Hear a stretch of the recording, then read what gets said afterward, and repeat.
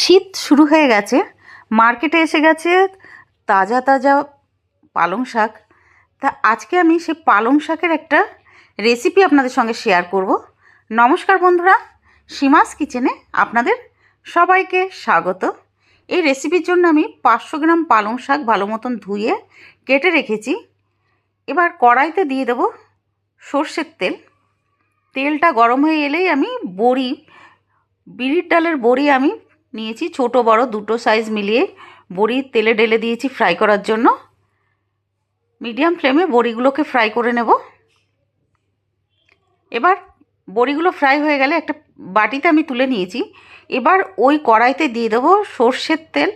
তেলটা গরম হয়ে এলে 1 চামচ 5 ফোড়ন আমি দিয়ে দিয়েছি, সঙ্গে একটা শুকনো লঙ্কা আর দুটো তেজপাতা। যখন 5 ফোড়নটা ফুটতে শুরু করবে তখন আমি আলু দিয়ে দেবো। আলুগুলো দেখুন এরকম পিস করে কেটে রেখেছি, একটু বড় বড় পিস করে। আলুটা যখন একটু ফ্রাই করে নেব, 1 থেকে 2 মিনিট ফ্রাই করে নেব।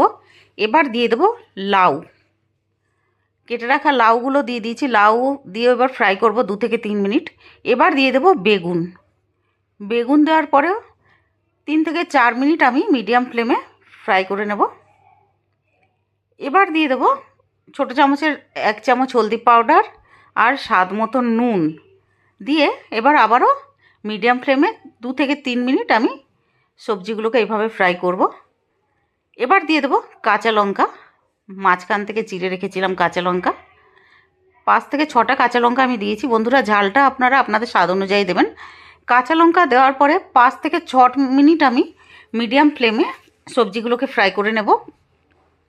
এবার দিয়ে দেবো জিরে আর আদা বাটা। আমি একটু জল দিয়ে জিরে আর আদার পেস্ট বানিয়ে রেখেছিলাম গ্রাইন্ডিং জারে। এবার 1 চামচ আমি জিরে আদা বাটা দেওয়ার পরে 5 থেকে 6 মিনিট আমি নাড়বো সবজিগুলোকে। তারপরে আমি লিডটা লাগিয়ে দেবো 2 থেকে 3 মিনিটের জন্য লো ফ্লেমে। 3 মিনিট পরে লিডটা সরিয়ে আবারও আমি নাড়বো। এবার দিয়ে দেবো একটা টমেটো, মাঝারি সাইজের একটা টমেটো। টমেটোটা দেওয়ার পরে আবারও আমি নাড়িয়ে নেব 2 থেকে 3 মিনিট। এবার দিয়ে দেবো শাকগুলো। শাক দেওয়ার পরে ভালো মতন আমি মিক্স করে নেব, উপর থেকে নিচে ভালো মতন স্প্যাচুলা দিয়ে মিক্স করে নেব।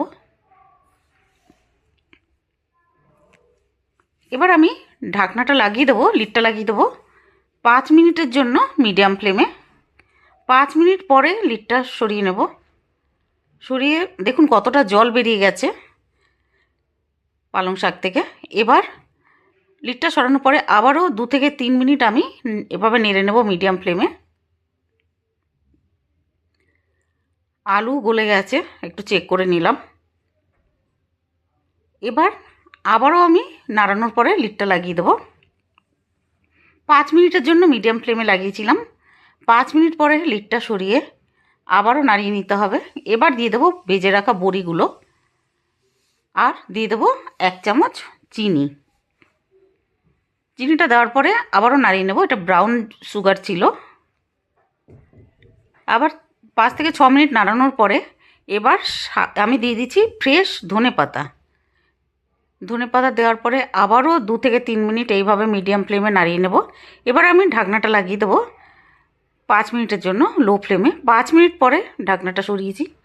তৈরি হয়ে গেছে আমাদের দারুণ টেস্টি আর শীতের সব সবজি দিয়ে দারুণ টেস্টি পালং শাক।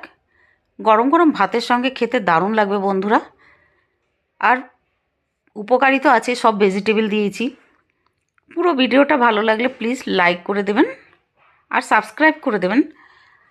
আর পুরো ভিডিওটা দেখার জন্য অনেক অনেক ধন্যবাদ। আর কমেন্ট করে জানাবেন বন্ধুরা কেমন লাগলো খেতে। ধন্যবাদ।